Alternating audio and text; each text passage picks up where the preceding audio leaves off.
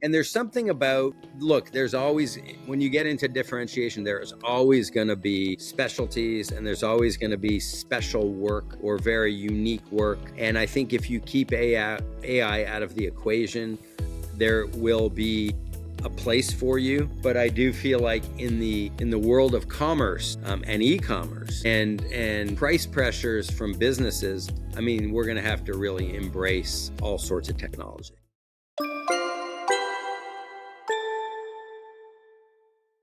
Welcome to the Ecommerce Marketing Podcast, the highly rated digital marketing podcast that provides weekly digital marketing tips and strategies from some of the world's top digital marketers and e-commerce entrepreneurs that will help you take your digital marketing to the next level.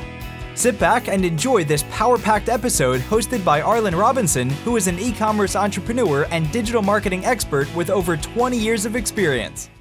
Hey, Ecommerce Marketing Podcast listener. Are you looking to increase traffic and sales to your website? You can do this by launching your own affiliate program. Just visit getosi.com and sign up for a free trial today. That's getosi.com. Now get ready to hear from your e-commerce marketing expert of the week as they drill down to give you details on marketing strategies that can help grow your business. Welcome back to the E-commerce Marketing Podcast, everyone. My name is Arlen. I'm your host. Today, we've got a very special guest, Stewart Cohen, who is a Canadian-born visual artist and entrepreneur known for his expansive career in photography, filmmaking, and visual licensing. He's a graduate of the University of Texas at Austin and completed a film program at the University of Southern California. He's also the owner of Stewart Cohen Pictures, a production company in Dallas, Texas, and SuperStock Images, an image licensing company with offices in the US, the UK, and Canada. Welcome to the podcast, Stuart. Thank you so much, Arlen. I am thrilled to be here. And I'm just wondering how I get a t-shirt like the one you're wearing. Okay. Amazon.com. That's the answer to that. Right. Yeah. But yes, thank you for joining me and appreciate you coming on, and thanks for the compliment on the shirt. But yeah. Thrilled to be here. Thrilled to be here. And I'm as I said, I'm a big fan, and I've listened to a lot of the episodes, and every one I walk away from with some little nugget of wisdom, which, I wish I had known sooner in my career. Yeah, exactly. Same here. Every time I talk to someone, interview something, something is uncovered, I'm like, wow, if I would have only done that, or if I've only known that back when I first started my business, things would have been different. But, what can you do? You can only move forward and just try to apply what you learn moving forward. Keep learning. We got to keep learning, right? That's the name of the game, I think. And especially in today's day and age with the technology changes that are happening on a really, daily basis, if learn or die. Yes, exactly. That's really what it is. That's what it's about. Well, Stuart, I'm really excited to talk to you today. We're going to be talking about brand differentiation. How does a brand stand out in a crowded space, specifically e-commerce? We were talking prior to us recording that there's not too many spaces that small businesses can enter where there's no large brand competition. And so it makes it really difficult to stand out. And most spaces these days are really competitive. Unless you're in kind of a hyper niche area, you're going to have some type of competition. So that's what we're going to be talking about today. But before we dive into that, I'm really curious about your background, because you really had a cool journey from coming from Canada to Texas, your photography, your filmmaking. Really, I'm really interested what got you started into the visual arts world. Well, I was lucky enough, I didn't know this at the time, to come to university in the States, and that's how I ended up in Texas. I went to UT Austin, which just opened my eyes to a lot of things that we were not exposed to in Montreal, where I grew up. As much as I love Montreal, it was just, it opened my eyes. And I discovered while I was there that I really I love still photography, and I wanted to have a career in still photography. And I then went off and worked as an apprentice for a couple of very well-known still photographers. And back in the day, the whole apprentice lifestyle still was a real thing. I know a lot of that has faded away today in certain industries, but so basically I was a 24/7 kind of apprentice for a couple of guys and a couple of really well-known people. And I really learned how they do business. Of course, I learned the craft. I learned how to travel. I learned client relations. I learned how to be a good person. And it was truly a wonderful experience. And as people that had advocated for me to do it said, it's like going to grad school. And it was, Okay. So I did that, and I started out after that my own still career, and then had the opportunity to go back to USC to study film, which I did. And again, that opened more doors, and I was now being exposed to the industry, and I started getting, of course, assignments from big ad agencies for still photography, and I was getting assignments for to create TV commercials as well. And awesome. For years, I was trying to merge those two elements, like try to get a campaign where I could do the TV and the stills. And nobody back then would allow me to do both. So I nearly had two parallel careers. And at the same time, this was early days when Getty Images was kind of rolling up the stock photography licensing industry. I was lucky enough through some of my mentors who taught me about licensing to get in early days of Getty. And I did very well licensing my existing content through Getty. And when Getty, when they started their film division, I was the first phone call they made to get me in as a filmmaker to help them figure out a process for filmmakers to contribute to Getty. So, and I did, it was great. It was, I will call it the glory days of licensing, because it was when each license actually sold for probably a lot more money than it does today. But that right there got me into licensing. So if you think about it, my career was getting assignments for stills or getting assignments for TV, or if I wasn't doing an assignment, I was making so much money licensing that I would go out with self-assigned projects just to shoot them, to license them. I see. So that's so that's kind of been my career. And I there's been some turns of course along the way, and the industries have evolved pretty rapidly. But that's how I got here. Okay. Now, it's a couple interesting things that I thought of when you just said these projects that you were doing where you would just shoot them and then just try to license them. Like, how did that work? Were you just picking different locations, events, shooting them, and then, licensing them? How did that work? Well, really, I worked closely with my editors at the time from Getty Images, and a lot of times they would recommend topics that were, I think that they had requests for that they couldn't fulfill. And to put it in context, I remember getting a call, and this is, granted, it's 20 years ago, but we don't have any content from Cuba. Oh, I see. So we put together a project which cost a considerable amount of money. I went to Cuba and shot it. And of course, licensing, I've done very well with it. But the flip side was, and this is how my businesses fed each other. I did a book from the content we created there, which kind of opened up some doors in the fine art world. And as well as it also made me very marketable to a trend that was happening, these ad agencies that were geared toward the Hispanic community. Okay. So all of a sudden I made friends with a lot of them just because of the work in Cuba, and those guys, I still work with them. And, so again, it's kind of like one door opens another, and you got to keep every door opened as you go. Yeah, for sure. That's usually how it works.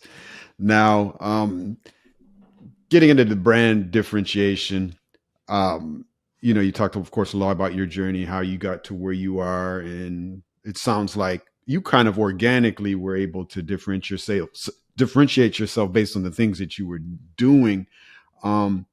What then these days with the brands that are coming out, startup brands or e-commerce brands that have been around for a while, what would you say makes them stand out? What are the things that you look Okay. for? And let me back up for one sec here, and I'm just going to tell you about how I got to SuperStock. So that way we're talking contextually in today's framework. So Sure. SuperStock was a stock licensing company that was been around for 50 years. So it was in New York when Getty was rolling up the industry in the late 90s. And from what I understand, Getty offered to buy them. And these guys were the big dogs at the time before Getty. And they thought they were too big for Getty. So they sent them packing. And SuperStock moved to Florida because the owners at the time, like in the year 2000, they were already 60 years old. So they figured, we're going to make a fortune. We're going to move to Florida and play golf. And right. So what happened, of course, is the industry usurped them. They were no longer relevant because they weren't investing in technology and they were too old. They didn't care. And the company went through some hard times. I was part of a group of guys wanted to buy it. Mm-hmm. And they asked if I wanted to be a part of it. And I said no. And then they came back a couple of weeks later and then they said, well, could you give us some money? So luckily I had a little cash at the time. So I invested in the company. Mm-hmm. And that was in 2009. And come right around 2019, near the beginning of 2019, the company was falling apart. Okay. And I love imagery. I love media. I love pictures. I love history. And I stepped in to take over and I bought out my partners and I ended up being the sole owner. And since COVID, I still have one partner and who's a tech guy. And the first week of COVID, we kind of took it upon ourselves to make it go and invest in technology and brand differentiation and so on and so forth. So that's how we get to today. Okay. So sorry about that long story, but now you got the whole story. Okay, I understand. Yeah, that's interesting how you got there as far as you kind of, I guess you could say, acquired the company in a way. Yeah. Yeah. So, but I didn't learn about brand differentiation until later because I just thought, and even in my production company world, well, we have a company and we're good, end of story, and you never realized until the field gets really crowded, wow, how do I stand out in this field? Yeah. It used to just be you do good work or you have good pictures or you have good videos. And now, of course, there's so many people that are all playing in the same sandbox. It's like, okay, you really need to differentiate. Yeah, exactly. Now, before we started recording, we're talking about your space, the stock imagery space, and there's some huge players, of course, in that space. We talked about Getty, and you said they kind of have like about a $4 billion market share, but that leaves about $1.5 billion left for guys like you. Right. From you dealing in that space and the things that you've done to stand out, I mean, what are the specifics that have worked for you that make you stand out against those kind of behemoths in the area? Hey, before we jump into the next question, I want to take a quick second to talk about something that's been a game changer for so many business owners, including myself. That's public speaking. If you're running an e-commerce brand, marketing agency, or any business, your ability to communicate clearly and confidently can really make all the difference. Whether you're pitching to investors, speaking at conferences, or even just creating content that connects with your audience. That's exactly why I created speaktoempower.com, a coaching program designed to help you master public speaking without fear. You can start with my free 10-day course where I walk through essential strategies to overcome nervousness, engage in the audience, and speak with confidence.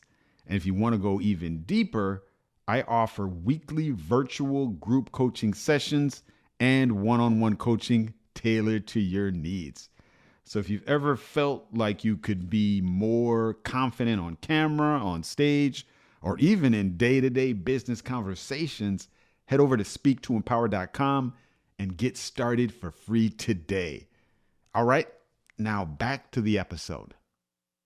Well, and actually, just to clarify that, so our space, okay, the media licensing world is about $5.5 billion a year. So it's kind of huge. Yes. Of that, there's Getty, Shutterstock, and Adobe that I think the three of them probably account for 4 billion of it. So it's not just Getty. And Sure. that leaves, 1.5 on the table. And there's a bunch of little guys, though. And there's a bunch of specialty agencies. And I've learned through meetings and there are a lot of small specialty boutiques that do okay. We're more of a general market brand. And I'm like, okay, how do we differentiate ourselves? And so what we've done is, one, we really coin ourselves, for artists, by artists, for artists, because we're really not the big tech business, private equity guys trying to make a play on it.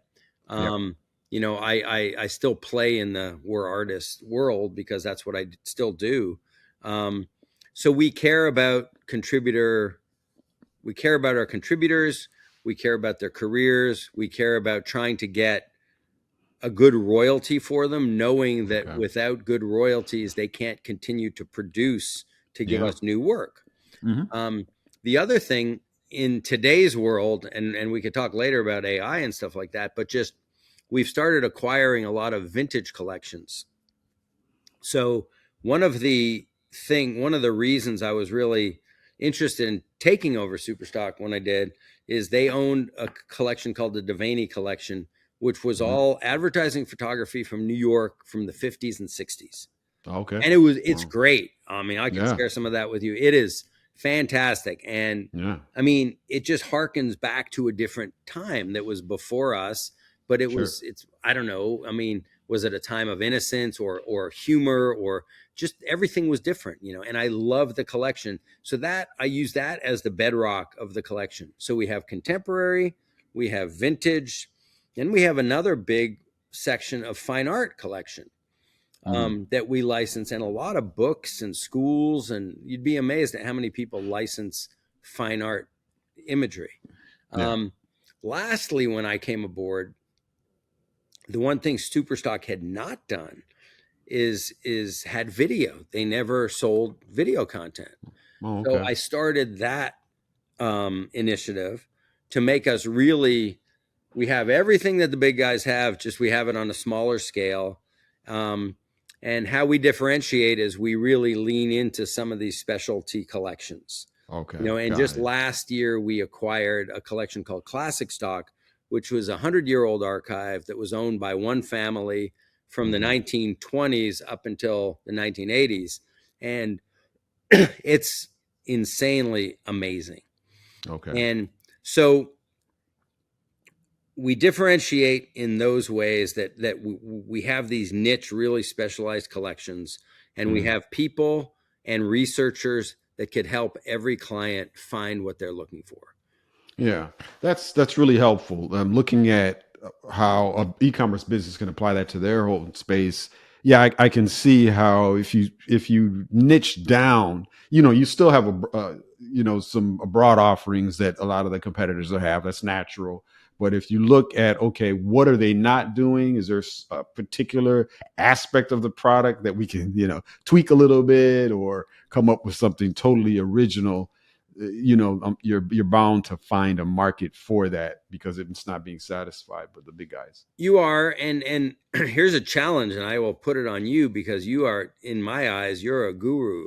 I don't know about guru, but thank you. So we have these specialty collections, and we have photo researchers. So say you, Arlen, called, and you're like, sent us a note. I'm looking for, people buying newspapers in the streets in New York in 1955. Sure. And we help you do that. Well, that's one kind of area of our business. It's kind of specialized. The pricing's still the same, but at the same time, in the e-com world, and our e-com is predominantly B2B, you could be, say, an art director, a creative director, a digital marketing agency, or an ad agency, and you could go on our site and do the research yourself also. Okay.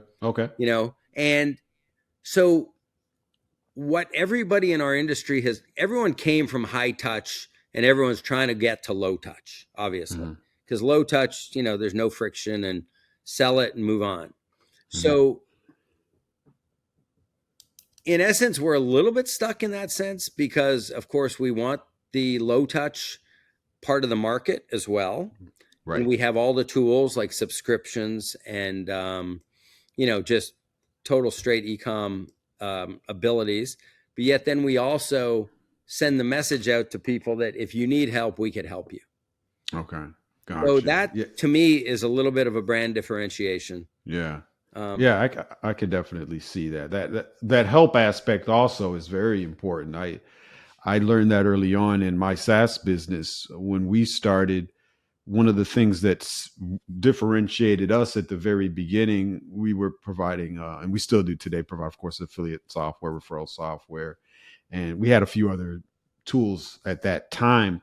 One of the things that helped us early on was the support. We offered phone support from the very beginning, and I can remember the days when I was manning kind of the support calls.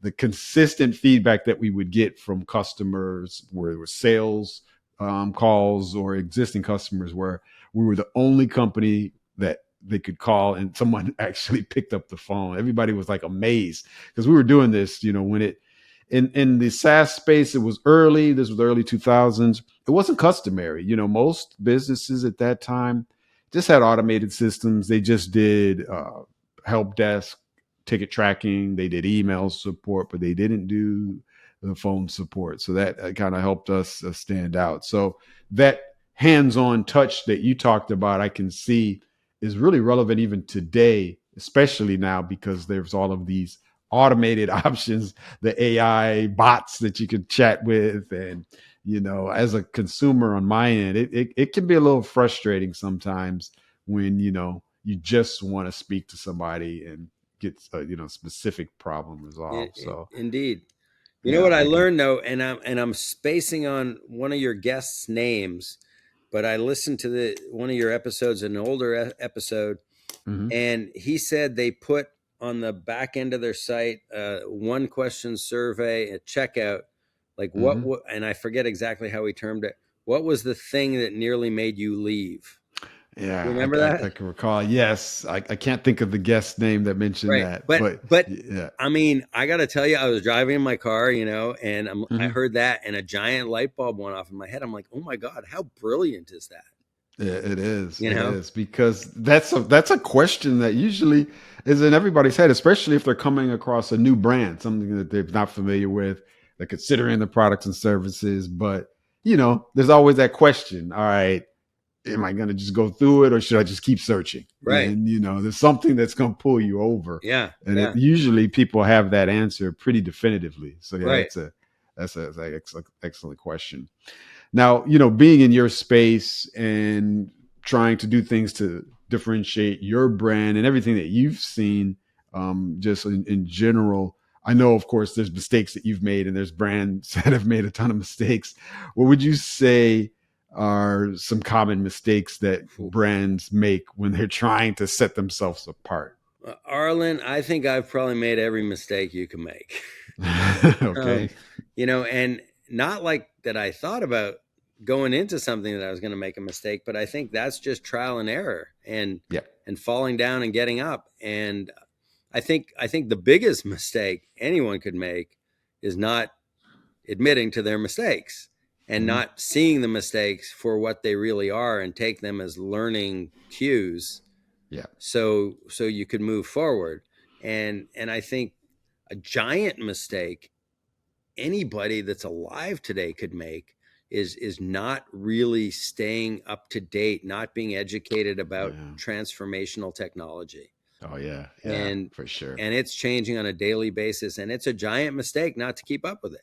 One, I think it's fascinating, but at the same time, it's like you can't stick your head in the sand. You can't. It's you really can't. And in the e-commerce world, there's a lot of brands that went under during COVID because they didn't have their their act together online as far as, selling and fulfilling and managing customer orders online. So a lot of brands, fall victim of that. Now, it's interesting that you mentioned, changing technology and keeping your head in the sand, because in your space, just this week or last week, there was some pretty transformational things that came out from OpenAI and ChatGPT is their latest release, with their image editing capabilities and all that you can now do. How is that impacting your world, and how do you see that impacting, the visual space? Oh man, put it this way. I read that and I was walking in circles like a zombie yesterday morning. Right. I can imagine. And we've embraced a lot of AI technologies that we've incorporated into our site.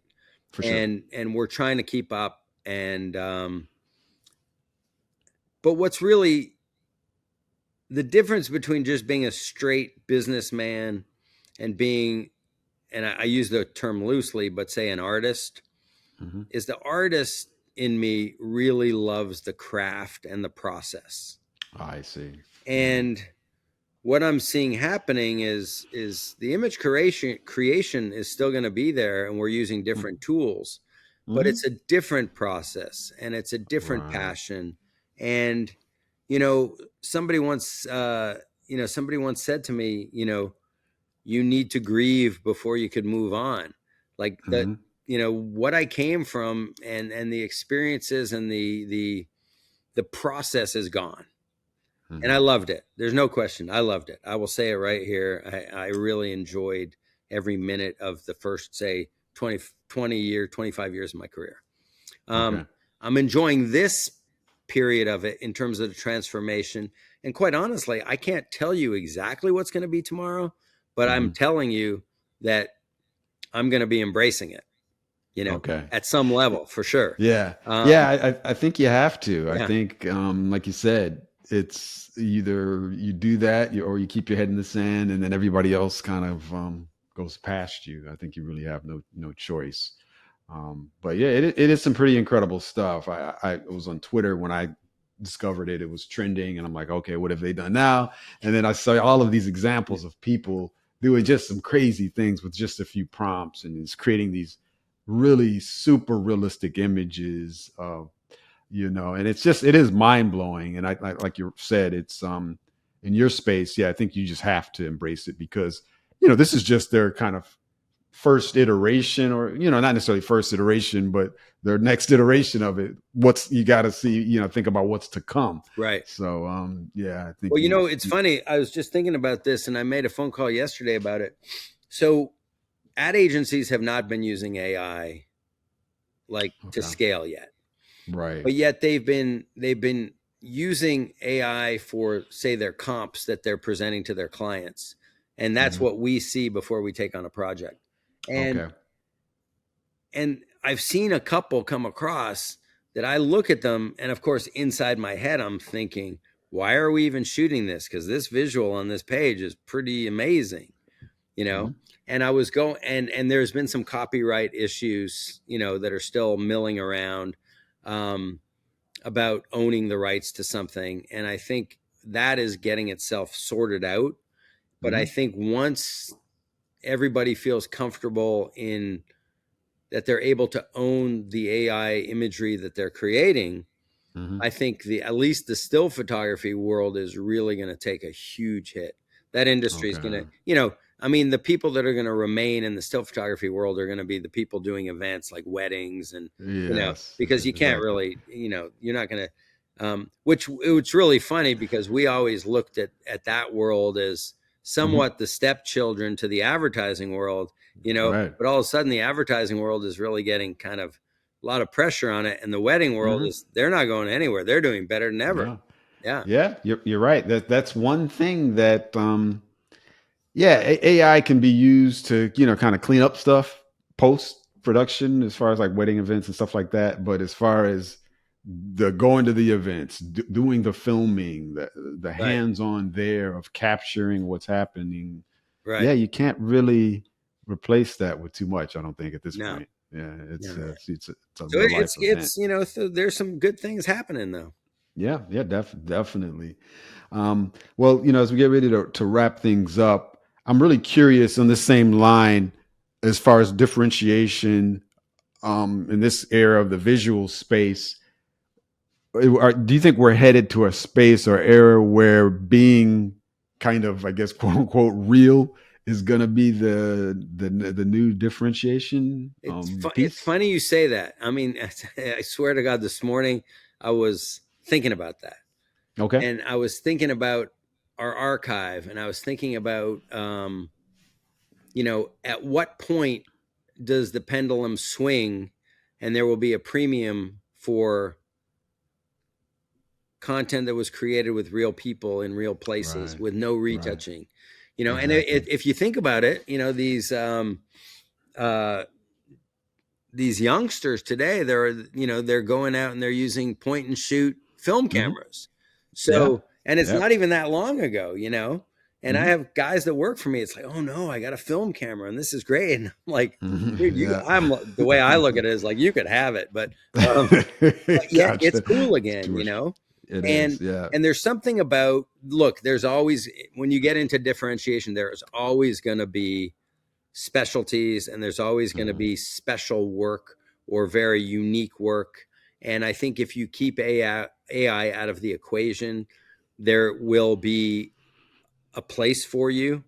Right. Um, but I do feel like in the world of commerce, and e-commerce, and price pressures from businesses, I mean, we're going to have to really embrace all sorts of technology. Yeah. Yeah. For sure. Yeah. It's in the same lines of like you said, these youngsters embracing the film, the point and shoot cameras with regular film. It's there's always been this whole gravitation towards vintage stuff and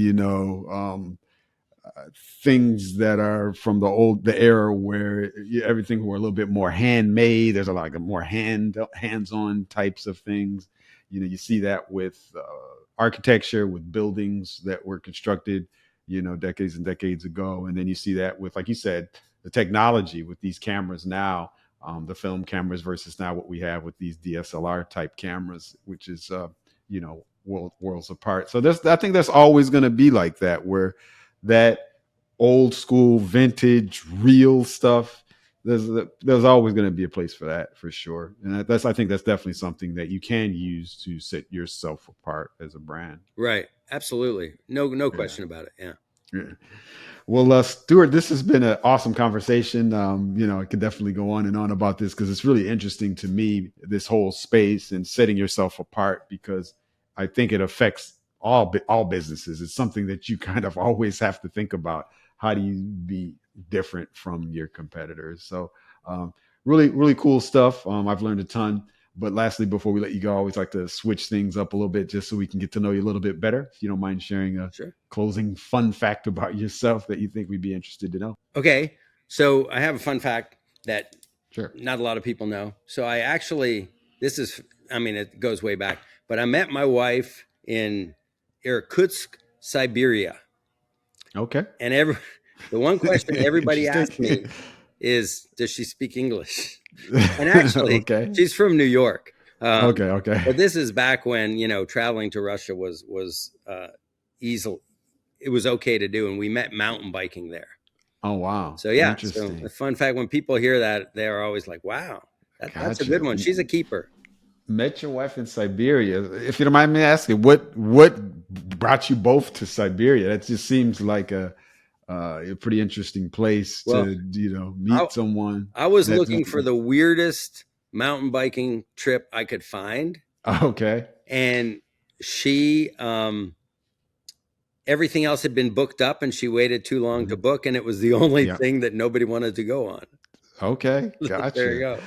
Yeah, that's such a random place. It just sounds like you guys must have been destined to to meet each other. Because it's like, yeah, what are the chances that two people from the U.S. meet in Siberia? So cool stuff. Yeah, thank you for sharing that, Sure. Stuart. I appreciate that. Lastly, before we do let you go, if our listeners and viewers want to reach out to you and pick your brain any more about brand differentiation or anything that you've got going on, what's the best way for them to reach you? Sure. Well, obviously they could go on LinkedIn, just Stewart Cohen. I'm there. Instagram, SC Pictures or SuperStock. And then email Stuart at SuperStock for licensing and Stuart at scpictures.com for production. Okay, that sounds great. Well, we'll definitely have those links in our show notes as well as on our website, so people can contact you there. And once again, thanks for coming on to the E-commerce Marketing Podcast. Arlen, thank you so much for having me. It was a great conversation. Yes, definitely. Likewise. Thank you for listening to the E-commerce Marketing Podcast. If you've enjoyed this episode, be sure to rate, review, subscribe, and share it with everyone you know. Are you looking to take your digital marketing to the next level but are tired of weeding through countless YouTube videos with unproven and untrusted marketing strategies? Well, we have the answer for you. The More Sales Every Month online digital marketing course. In this information-packed course, you will learn effective keyword research, link building, content marketing, and much more to attract and convert your site visitors into paying customers. Just go to moresaleseverymonth.com and sign up today for a low one-time fee. In addition to this power-packed course, if you would like to get access to a growing repository of digital marketing articles, PDFs, and ebooks, check out getosi.com/resources and opt in to get full access to our library of priceless marketing information to help you take your digital marketing to the next level.